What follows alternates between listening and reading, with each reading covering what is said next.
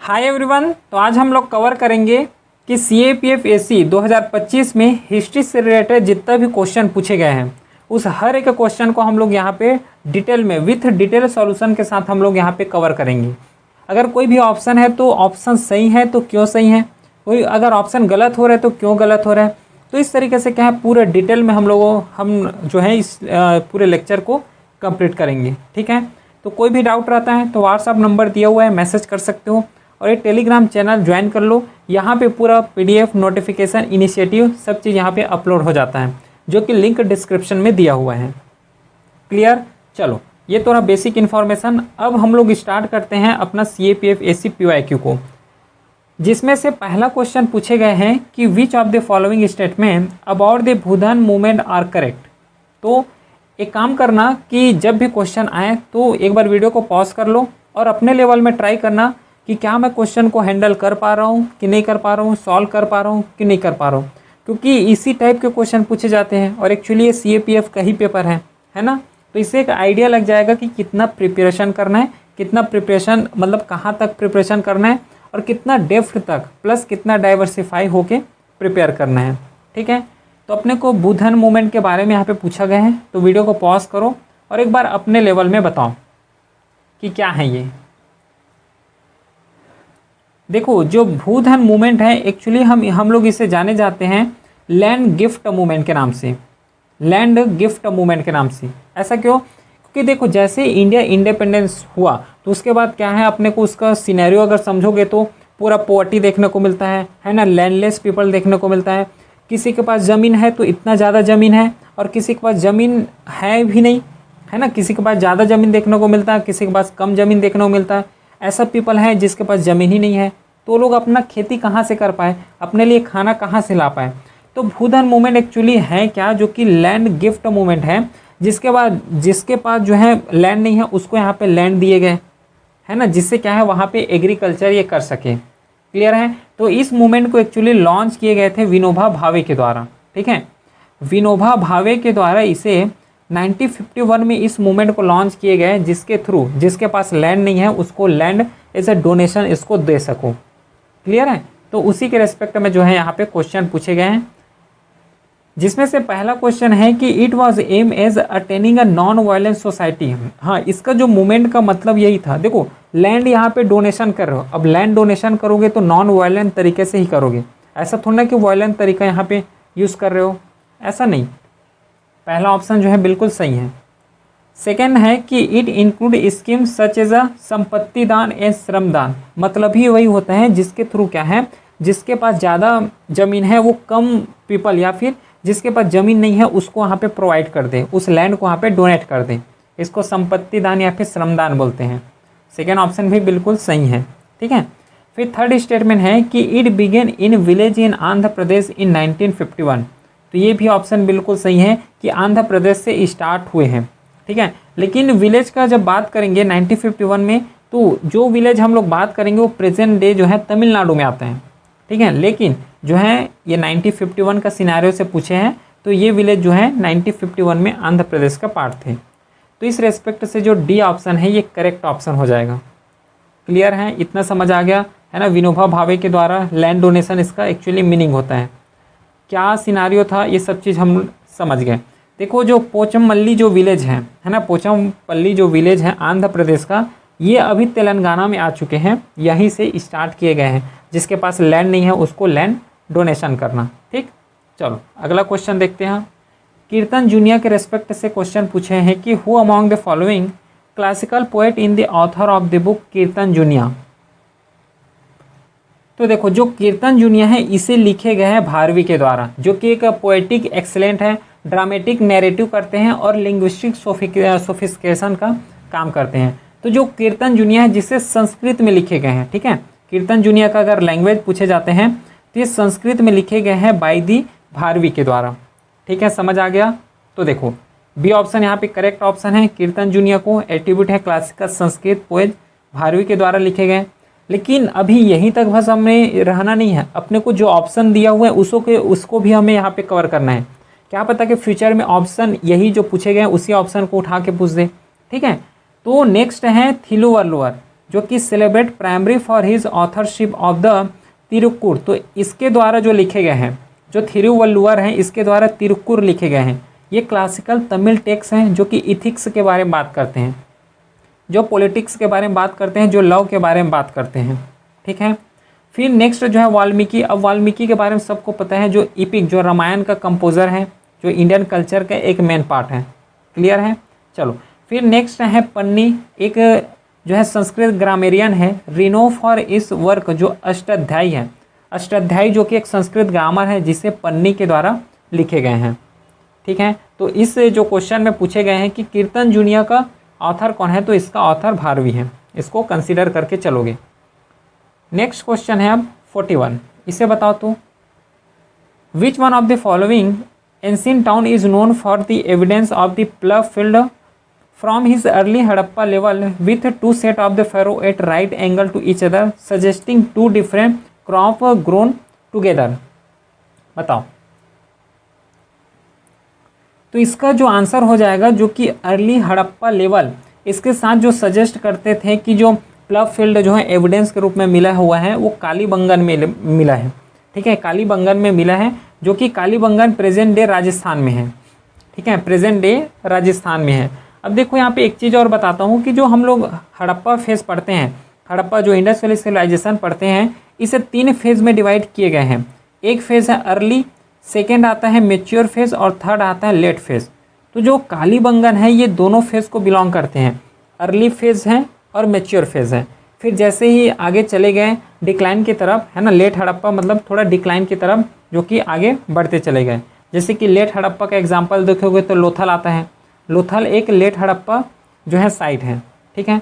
तो 1 बाई करके थोड़ा ऑप्शन को कवर करते हैं, जिसमें से पहला है धोलावीरा, जो कि गुजरात में पड़ता है। ठीक है, इसे जेपी जोशी के द्वारा डिस्कवर किए गए थे। और ये भी याद रखना कि जो धोलावीरा है एक वर्ल्ड हेरिटेज साइट है, जिसे 2021 में डिक्लेयर किए गए हैं। टाइम पीरियड 3000 से 1500 तक हम लोग यहाँ पे कंसीडर कर सकते हैं। और मोस्ट इंपॉर्टेंट चीज़ इसका फीचर्स याद रखना, फीचर्स के साथ क्या एविडेंस यहाँ से हमें मिला हुआ है, जैसे कि advance water management system, large reserve हो गया, यूनिक अर्बन प्लानिंग मिला हुआ है, वाइल एग्रीकल्चर भी प्रैक्टिस करते थे। ये सब चीज़ का एविडेंस जो है धोलावीरा से मिला है। अगला है राखीगढ़ी, जो कि हरियाणा में है प्रेजेंट डे, जो कि 1963 में आर्कियोलॉजिस्ट है ना, इंडियन सर्वे ऑफ इंडिया के द्वारा इसे डिस्कवर किए गए हैं। ठीक है, लार्जेस्ट हड़प्पा साइट है एंड पॉसिबली दिस सब कंटिनेंट में, जो कि 224 हेक्टेयर में पूरा फैले हुए हैं। क्लियर है। अब इसका कुछ कुछ फीचर्स हैं, जैसे कि प्लान सेटलमेंट देखने को मिलता है, जैसे कि नीचे में क्या है, ऊपर में सिटाडेल है, नीचे में पूरा लोअर हाउस बना है। इंफ्रास्ट्रक्चर के मामले में पूरा रोबस्ट थे, प्लस जो है ब्यूरल साइड जो है देखने को यहाँ पे मिला है राखीगढ़ी में। ठीक। अगला जो नेक्स्ट है कोनाल है, जो प्रेजेंट डे हरियाणा में पड़ते हैं, जिसे डिस्कवर किए गए थे LS रॉ के द्वारा और आर्कियोलॉजिस्ट सर्वे ऑफ इंडिया के द्वारा। ठीक है, इसके बारे में कुछ अगर एविडेंस बात करोगे तो कॉपर होड हो गया, बीड हो गया, इन सब चीज़ जो है देखने को मिला है। इसके साथ जो एग्रीकल्चर प्रैक्टिस करते थे, ये सब चीज़ देखने को मिला है। क्योंकि देखो अगर ये लोग जो है प्लान तरीके से एक जगह रह रहे हैं, अब एक जगह रहेंगे, पहले क्या होता था कि इधर उधर घूमते रहते थे, तो एग्रीकल्चर कर नहीं पाते, है ना। तो अब ये लोग प्लान हो गए, एक जगह व्यवस्थित तरीके से सेटल हो गए, तब सेटल हो गए तो एग्रीकल्चर इसके लिए पॉसिबल हो जाएगा, है ना। तो ये सब चीज़ जो है प्रैक्टिस करते हुए देखने को मिले हैं। फिर जो आंसर था कालीबंगन, जो कि प्रेजेंट डे राजस्थान में है। हो सके तो रिवर भी याद रखना।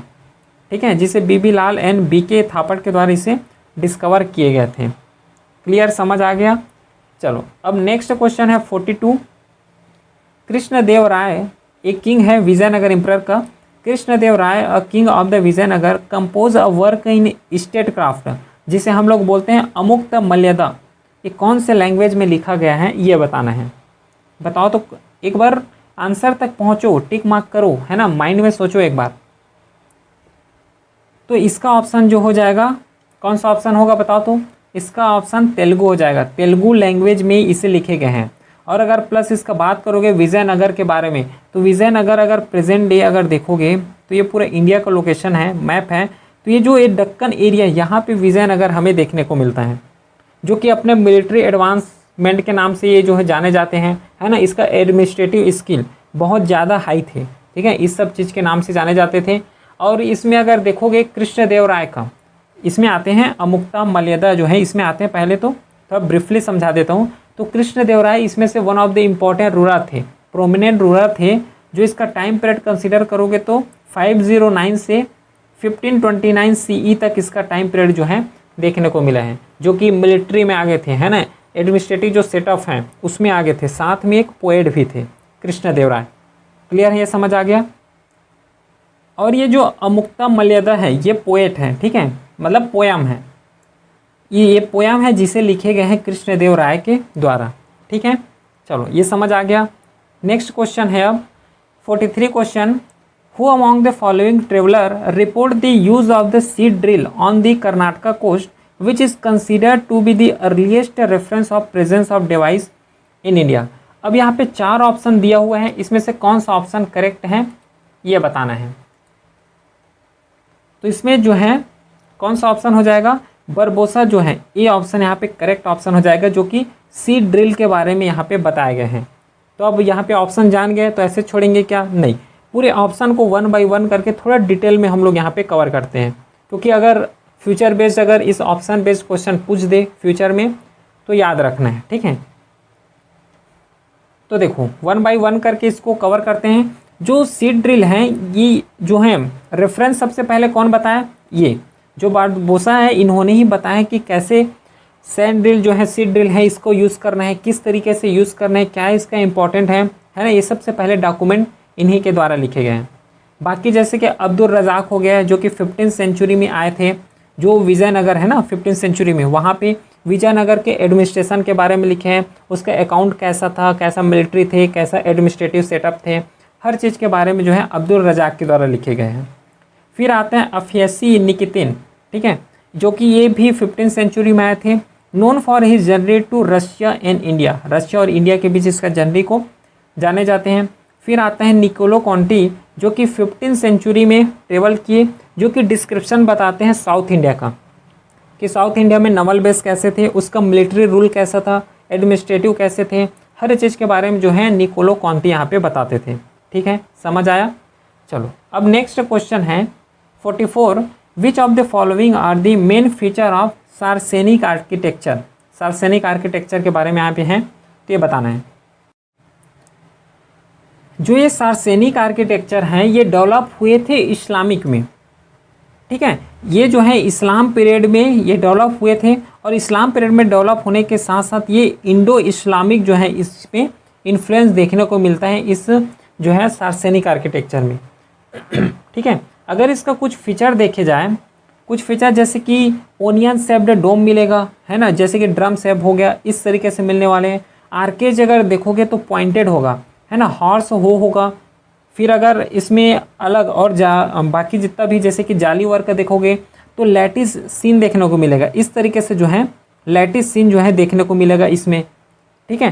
तो अगर इसका मैं फिगर यहाँ पे होगा, ये देखो ये है, तो इसको बोलते हैं सार्सेनिक आर्किटेक्चर, जिसमें से जो है इसका आर्क को देखोगे तो पॉइंटेड फॉर्म में आर्क दिखाई दे रहा है, प्लस ये जो है डोम शेप में बनाए गए हैं, ठीक है, इसे डोम शेप में प्रिपेयर किए गए हैं। तो इसी के बेस जो है क्वेश्चन है, तो ये बताना है कौन सा यहाँ पे सही होगा। इसमें आर्केज है, सही बात है, पहला है ना आर्क के बारे में है। फिर उसके बाद सेकंड जो है कि vault and dome, dome shape देखो ना, डोम शेप इसमें इन्फ्लुएंस है। फिगर देखो यहाँ पे, ये रहा फिगर, क्योंकि यहाँ पे ऊपर में देखो डोम शेप यहाँ पे क्लियरली विजिबल हो रहा है, तो सेकेंड ऑप्शन तो बिल्कुल सही है। फिर तीसरा है लिंटेन एंड बीम, बीम का यूज़ हमें यहाँ पे कहीं भी देखने को नहीं मिला है, ठीक है, बीम का यूज़ जो है कहीं भी देखने को नहीं मिला है, फिगर में भी देख लो या फिर इसका जब कैरेक्टरिस्टिक देखोगे तब भी बीम का यहाँ पे फिगर नहीं मिलेगा। 3 ऑप्शन गलत है। फोर्थ है एप्लीकेशन ऑफ लाइम सीमेंट, ये है देखने को मिला है लाइम सीमेंट से, क्योंकि देखो आर्क बना रहे हो तो इस आर्क को जोड़ोगे, अब जोड़ने के लिए क्या चाहिए, लाइम सीमेंट ही चाहिए। ये पिलर बना दिए, अब पिलर में अगर आर्क को जोड़ोगे तो यहाँ पे भी तो लाइम सीमेंट चाहिए, तो यहाँ पे एप्लीकेशन ऑफ लाइम सीमेंट ये भी एक आर्किटेक्चर है ना, सार्सेनिक आर्किटेक्चर है। तो इस हिसाब से थर्ड यहाँ पे गलत हो गया, तो 1 to 4 जो सी ऑप्शन है ये करेक्ट ऑप्शन हो जाएगा, ठीक। चलो अगला क्वेश्चन देखते हैं अब। नेक्स्ट क्वेश्चन है 45, with reference to ancient South India the term विचित्र चित्ता, चित्रकरापुल्ली एंड चैत्यकारी, ये क्या चीज़ है, किससे रिफर करते हैं? ये थोड़ा फैक्ट टाइप क्वेश्चन है, तो इसका आंसर आ जाएगा टाइटल है। जैसे कि महाधिराज, महाराजा, इस तरीके से जो पहले टाइटल रखे जाते थे ना, तो सेम उसी में भी है कुछ टाइटल। तो ये जो टाइटल हैं इसको थोड़ा कंसीडर बस करना, फैक्ट्स बेस्ड क्वेश्चन है। जैसे कि विचित्र चित्ता हो गया, एक विचित्र चित्ता जो है टाइटल जिसे एडॉप्ट किए गए थे पल्लव किंग के द्वारा, जो महेंद्र वर्मन जो फर्स्ट हैं उसके द्वारा, जो कि एक एक्स्ट्रा ऑर्डिनरी माइंड को बताते हैं। ये लोग जो है रखते क्यों थे, टाइटल क्यों रखते थे? ताकि वो अपने आप को सुपीरियरिटी बता सके, ठीक है। कोई टेरिटरी को जीत के आए तो अलग टाइटल रख दिए, है ना। कोई फॉरेन मतलब कोई दूसरे टेरिटरी में अटैक कर रहे हैं तो उसमें टाइटल अलग रख रहे हैं। तो विचित्र चित्ता जो है इसका मतलब एक्स्ट्रा ऑर्डिनरी माइंड हो गया, यूनिक इंटेलेक्ट हो गया, ये इसमें डिनोट करते हैं। फिर चित्रपुल्ली का अगर बात करोगे तो टाइगर अमॉन्ग पॉइंटर, है ना, पेंटर में टाइगर, इसको ये डिफाइन करते हैं। और इसका जो मीनिंग अगर देखोगे तो टाइगर अमॉन्ग पेंटर हो गया, या फिर मास्टर पेंटर ऐसे कंसिडर कर सकते हो। मास्टर जो भी अगर पब्लिक है तो पब्लिक का हेड, इस तरीके से कंसिडर कर सकते हो। फिर चैत्यकारी, चैत्यकारी जो कि टेम्पल मेकर और पेट्रोन द टर्म चैत्यकारी, ये रिलेट ही करते हैं टेम्पल से, ठीक। चलो, तो इस तरीके से जो रहा क्वेश्चन के साथ जितना भी ऑप्शन थे उसको भी हम लोगों ने डील किए। 46 क्वेश्चन है कि विच one of the following Harappan site has yielded evidence of a wash basin in the toilet of the house. यहाँ पे मिले हैं वॉश बेसिन देखने को मिला है टॉयलेट में हड़प्पन साइट में। बताओ तो कहाँ पे जो है वॉश बेसिन देखने को मिला है? डी ऑप्शन यहाँ पे दिया हुआ है। तो जो बनावली है, बनावली यहाँ पे जो है हमें वॉश बेसिन देखने को मिला है। बाकी जितना भी ऑप्शन है और कवर करते हैं कि और क्या क्या चीज़ देखने को मिला है। जैसे कि बनावली है तो बनावली में फायर अल्टर हो गया, seal, terracotta figure, pottery, metal artefact, है ना, मेटल रो, मॉडल प्लो हो गया, along with urban planning feature, जैसे कि ड्रेन बना रहे हो तो ड्रेनिंग पैटर्न को फॉलो कर रहे हो, है ना, एकदम मतलब 90 डिग्री में पूरा स्ट्रीट बना रहे हो। अर्बनाइजेशन जितना होता है, जितना भी फीचर होता है वो सब चीज़ यहाँ पे देखने को मिला है बनावली में। फिर राखीगढ़ी में एडवांस्ड अर्बन प्लानिंग हो गया, प्लान्ड टाउनशिप हो गया with mud and the burn brick houses, sophisticated drainage system, ritualistic fire एल्टर्स, ये भी तो देखने को मिला है, ये राखीगढ़ी में मिला है, ठीक है। फिर अलग जो धोलावीरा हो गया, इसमें से well plan fortified elaborated water management system, ये देखने को मिला है। लोथल जो कि एक लेट हड़प्पा साइट है, यहाँ पे डॉकयार्ड हो गया, प्लान अर्बन स्ट्रक्चर, ये सब चीज़ जो है देखने को मिला है। और ये इंपॉर्टेंट साइट है, हड़प्पा कल्चर पढ़ते हैं तो इंपॉर्टेंट साइट है और यहाँ से क्वेश्चन पूछे जाते हैं, ठीक है। समझ आया, क्लियर है, ठीक। अब अगला जो है 47 question, who among the following British commander suffer defeat in the famous battle of चिन्हात ड्यूरिंग दी 1857 रिवॉल्ट। तो देखो जो बैटल है 1857 का जो रिवॉल्ट है, जिसे फर्स्ट वार ऑफ इंडिपेंडेंस बोलते हैं, है ना, इसका सिनेरियो तो सबको पता है। तो इसी के रेस्पेक्ट में क्या हुआ कि बैटल हुआ, 1857 का बैटल चल रहा है, तो लखनऊ में क्या हुआ, इस जो चीज़ है ये लखनऊ का बात है कि लखनऊ में प्रेशर जो है, ब्रिटिश में प्रेशर बहुत बढ़ रहे थे। कैसे? क्योंकि बहुत ज़्यादा वहाँ पे रेबेलियन देखने को मिल रहा था, रेबेल कर रहे थे, इंफ्रास्ट्रक्चर को पूरा डिस्ट्रॉय कर रहे थे रेबेलियन के द्वारा। तो रेबेलियन के द्वारा जो है डिस्ट्रॉय तो कर रहे थे, तो उसके अगेंस्ट या फिर उसको सप्रेस करने के लिए जो हेनरी लॉरेंस हैं, इन्होंने बैटल ऑफ चिन्हात किए। मतलब बैटल ऑफ यहाँ पे जो चिन्हात हैं इसको यहाँ पे अंजाम दिए गए थे। क्लियर? देखो यहाँ पे वही चीज़ लिखा हुआ है कि took place during the India revolt of 1857, जो कि फर्स्ट वार ऑफ इंडिपेंडेंस बोलते हैं। British force in Lucknow residency were under the increasing pressure from the India rebel कर रहे थे। तो sir Henry Lawrence the British residence in Lucknow decided to launch a preemptive strike to separate the rebellion outside the city. तो इसी को यहाँ पे बोलते हैं, अगर डेट याद रखोगे तो 13 जून 1857। और जो ब्रिटिश थे वो हेनरी लॉरेंस थे और इंडिया के तरफ से थे बरकात अहमद थे। क्लियर है? जिसमें से जो है रेबेल विक्ट्री किए, जो इंडिया रेबेल कर रहे थे अगेंस्ट ब्रिटिश, वो विक्ट्री हुए यहाँ पे। तो इसमें जो पूछे गए हैं कौन, उसमें ब्रिटिश कमांडर थे तो सन हेनरी लॉरेंस थे। ठीक है 47 का। चलो अगला क्वेश्चन देखते हैं। नेक्स्ट क्वेश्चन है with reference to the history of Odisha consider करना है इस स्टेटमेंट को। देखो पहला स्टेटमेंट है कि Anant Varman Chodaganga consolidated Odisha into a powerful kingdom and was a patron of Sanskrit and Telugu literature. सही है क्या? ये ऑप्शन बिल्कुल सही है कि अनंत वर्मन जो है ये कंसोलिडेट किए हैं पूरे ओडिशा को, जो कि वहाँ के पावरफुल किंगडम थे। ठीक है, जो कि पैट्रन थे संस्कृत और तेलुगु लिटरेचर का। पहला स्टेटमेंट सही है। सेकेंड स्टेटमेंट है कि Anant Varman built the great temple of sun god at Konark in Puri district. ये ऑप्शन गलत है। जो कोणार्क का जो सन टेम्पल है इसे बिल्ड किए गए थे नरसिम्हा देव फर्स्ट के द्वारा। ठीक है, नरसिम्हा देव जो हैं जो फर्स्ट है इसके द्वारा जो है जो कोणार्क का टेम्पल है इसे बिल्ड किए गए थे। ठीक है, थर्ड ऑप्शन है कि Narasimha first effectively check the external invasion and maintain prosperity in the kingdom.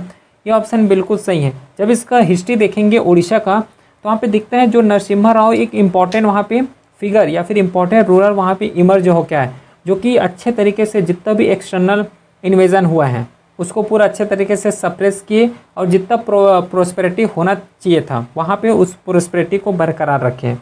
तो थर्ड स्टेटमेंट भी यहाँ पे सही है। तो कितना स्टेटमेंट सही है ये पूछे हैं तो पहला तो गलत हो गया, सेकेंड वाला तो 2 ही स्टेटमेंट सही हैं। इसका मतलब जो है बी ऑप्शन करेक्ट ऑप्शन हो जाएगा। ठीक है, समझ आ गया, क्लियर। नेक्स्ट क्वेश्चन है अब कि लिटरेरी वर्क और ऑथर, इसके बेस में जो है क्वेश्चन पूछे गए हैं। पहला स्टेटमेंट है कि ऋग्वेद दीपिका इसे कौन लिखे गया है, इसका ऑथर कौन है? इसका ऑथर है वेंकटा माधव, ये इधर है। लेकिन अपने को क्या पूछे, कौन सा पेयर करेक्टिव मैच ये पूछे। ठीक है, तो पहला माधव योगी लिखा है, ये तो गलत हो गया। फिर जो है कटक, जो कटक लिखा हुआ है इसका जो ऑथर ये माधव योगी है, तो सेकेंड वाला भी गलत हो गया क्योंकि मैच नहीं कर रहे हैं। फिर जो है दमयंती कथा जो है ये ऑप्शन बिल्कुल सही है। फिर जो फोर्थ ऑप्शन जिसे सोमदेव के द्वारा लिखे गए ये ऑप्शन भी बिल्कुल सही है। तो 1 और 2 यहाँ पे गलत हैं, 3 और 4 जो ऑप्शन है यहाँ पे करेक्ट ऑप्शन है। तो कितने ऑप्शन यहाँ पे मैच कर रहे हैं? सिर्फ और सिर्फ 2 ही ऑप्शन यहाँ पे मैच कर रहे हैं, तो बी ऑप्शन यहाँ पे राइट आंसर हो जाएगा। ठीक है, 49 क्वेश्चन समझ आया। चलो इसके बारे में और डिटेल में लिखा गया है। ठीक है, तो एक बार रीड कर सकते हो इसको, बाकी जो क्रक्स हैं वो मैं बता चुका हूँ। नेक्स्ट क्वेश्चन है कि किंग और उसका कौन सा डायनेस्टी है, इसके बेस में क्वेश्चन पूछे गए हैं। देखो पहला स्टेटमेंट जो है कि लक्ष्मी करना जो कि पाला डायनेस्टी यहाँ पे बताए हैं, ये पाला डायनेस्टी से बिलोंग नहीं करते, ये चालुक्य डायनेस्टी से बिलोंग करते हैं। ठीक है, तो ये चालुक्य डायनेस्टी से बिलोंग करते हैं, तो पहला गलत हो गया। भीमावन जो कि चालुक्यस ऑफ गुजरात, ये ऑप्शन बिल्कुल सही है। थर्ड स्टेटमेंट जो है जयपाल जो कि शाहिया डायनेस्टी लिखा हुआ है, ये ऑप्शन भी बिल्कुल सही है। फिर जो चौथा ऑप्शन है ललितादित्य करके, ये जो है उत्पाला डायनेस्टी ऑफ कश्मीर, ये ऑप्शन यहाँ पे गलत है। ये जो है इसका जो ऑप्शन हो जाएगा कारकोता डायनेस्टी ऑफ कश्मीर होगा। यहाँ पे उत्पाला डायनेस्टी लिखा हुआ है, उत्पाला नहीं होगा, यहाँ पे कारकोता डायनेस्टी हो जाएगा। क्लियर है, तो इस हिसाब से पहला और जो फोर्थ ऑप्शन यहाँ पे गलत हो गया। इसमें से पूछे हैं कि कौन सा ऑप्शन यहाँ पे करेक्टली मैच कर रहे हैं, तो 2 ही ऑप्शन यहाँ पे करेक्टली मैच कर रहे हैं। ठीक है, तो ये जो है डायनेस्टी बेस्ड जो है क्वेश्चन पूछे गए हैं, ये जो 50 क्वेश्चन है उसमें। ठीक है, बी ऑप्शन यहाँ पे करेक्ट है। देखो वही चीज़ जो है समरी के फॉर्म में यहाँ पे लिखे हैं। नेक्स्ट क्वेश्चन है 51, इसमें से बताना है कि मीटिंग के बारे में, जो कि all India Depressed class association है उसका फॉर्मेशन कैसे हुआ, उसका मीटिंग क्या है, इसके बारे में यहाँ पे बताना है। तो देखो पहला स्टेटमेंट है कि the first meeting of the All India Depressed class conference was held at Pune in 1926 under the presidency of MG राजा। सही है क्या? ये ऑप्शन गलत है। क्यों गलत होगा? सबसे पहली बात कि जो ऑल इंडिया डिप्रेस्ड क्लास है इसे 1930 में फॉर्म किए गए थे, तो जब 1930 में फॉर्म किए गए थे तो 1926 में कैसे इसका मीटिंग हो जाएगा? ठीक है, तो पहला जो है बिल्कुल गलत है। सेकेंड स्टेटमेंट है कि all India depressed classes association was form at Nagpur in 1928, ये गलत। अभी बताया इसे फॉर्म किए गए थे 1930 1930 में फॉर्म किए गए थे डॉक्टर बी आर अम्बेडकर के द्वारा। ठीक है, तो सेकेंड ऑप्शन भी यहाँ पे गलत हो गया। थर्ड स्टेटमेंट है कि the All India Depressed Class Congress was founded by the D S Moonje, ये ऑप्शन गलत है, इसे डॉक्टर बी आर अम्बेडकर के द्वारा इसे फॉर्म किए गए थे। इसका मकसद वही था ऑल इंडिया डिप्रेस्ड क्लास का कि जितना भी डिप्रेस्ड क्लास पीपल हैं उसको अपलिफ्टमेंट करना, उसको जो पॉवर्टी है उस पॉवर्टी से उसको निकालना, बेसिकली इसका जो है मेन एम यही था। ठीक है, जो कि डेवलपमेंट होना चाहिए, क्योंकि उस समय का सिनारो ऐसा था कि जो पॉवर्टी है तो पॉवर्टी का पॉवर्टी ही रख रहे हैं, उसको उसका अपलिफ्टमेंट का बात नहीं कर रहे हैं बहुत लोग, है ना, कि कैसे उसको एजुकेशन देना है, कैसे हेल्थ इंफ्रास्ट्रक्चर हर चीज़ जो है डेवलपमेंट करना है, उसमें ध्यान नहीं दे रहे थे। तो ये जो है ऑल इंडिया डिप्रेस्ड क्लास जिसे फॉर्म किए गए थे डॉक्टर बी आर अम्बेडकर के द्वारा। ठीक है, तो 51 का जो है आंसर जो डी हो जाएगा, क्योंकि इसमें से कोई ऑप्शन यहाँ पे सही नहीं है। ठीक, समझ आ गया। चलो नेक्स्ट क्वेश्चन देखते हैं अब। अगला क्वेश्चन 52 कि with reference to the ancient architectural development in hills of the northern Indian state, consider करना है इसमें से कि कौन सा ऑप्शन यहाँ पे सही होगा। देखो, जो पहला स्टेटमेंट है कि the temple garbhagriha and the shikhara was made in the rekha prasada और लैटिन स्टाइल, ये ऑप्शन बिल्कुल सही है। गर्भगृह उसे बोलते हैं जहाँ पे जो मेन डिटी है उसको रखे जाते हैं। शिखर का मतलब होता है कि ये जो है मंदिर बना रहे हैं, अब मंदिर को ऊपर से इस तरीके से क्या है ऐड किए जाते हैं, जोड़ते हैं, और यही जो जोड़ते हैं ना इसके हम लोग क्या बोलते हैं, शिखर बोलते हैं। ठीक है, पहला ऑप्शन जो है बिल्कुल सही है। सेकेंड है कि the Pandrethan temple in Kashmir in build on the plinth in the middle of tank, ये ऑप्शन भी बिल्कुल सही है। जो पंडेथ्रन टेम्पल है जो कि कश्मीर जो श्रीनगर है वहाँ पे है, जिसे बिल्ड किए गए थे टेम्पल हो, है ना, plinth in the mid of temple में। क्लियर। चलो अगला जो थर्ड क्वेश्चन है कि Jageshwar temple is located in Garhwal region, ये गलत ऑप्शन है। गढ़वाल रीजन नहीं है, ये कुमाऊं रीजन है। ठीक है, ये जो है कुमाऊं रीजन है। फिर जो थर्ड जो है गलत हो गया। फोर्थ ऑप्शन है कि the Lakshmana Devi temple shows the influence of the post Gupta tradition, ये ऑप्शन बिल्कुल सही है कि जो लक्ष्मणा जो देवी मंदिर है ये जो है पोस्ट गुप्ता ट्रेडिशन उसको यहाँ पे डिपिक्ट करता है, उसको डिफाइन करते हैं। ठीक है, तो थर्ड ऑप्शन यहाँ पे गलत हो गया। तो how many statement are correct, तो इसमें से जो है तीन जो ऑप्शन है ना, 1, 2 और 4 जो है तीन जो है यहाँ पे करेक्ट हैं। क्लियर है। अगला बढ़े क्या, चलो नेक्स्ट क्वेश्चन देखो अब।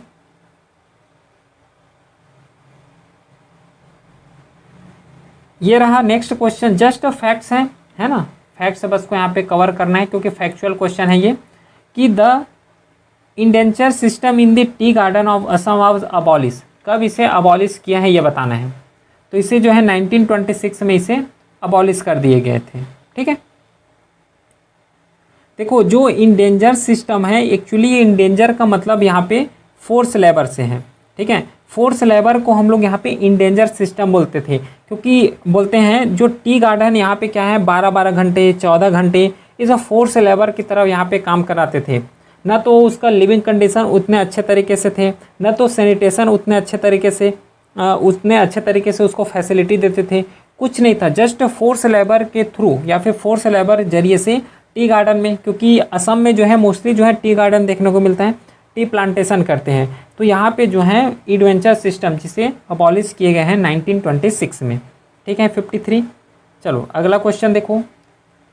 With reference to the Indo Roman trade who among the following refer to the drain of the Roman gold into India, Roman gold जो है इंडिया में आए हैं, कौन बोले हैं इस स्टेटमेंट को।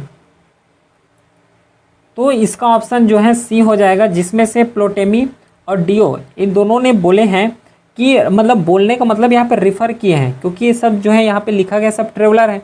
तो ड्रेन जो हुआ है रोमन से इंडिया में, तो ये जो है प्टोलेमी और डियो इन दोनों ने यहाँ पे रिफ़र किए हैं।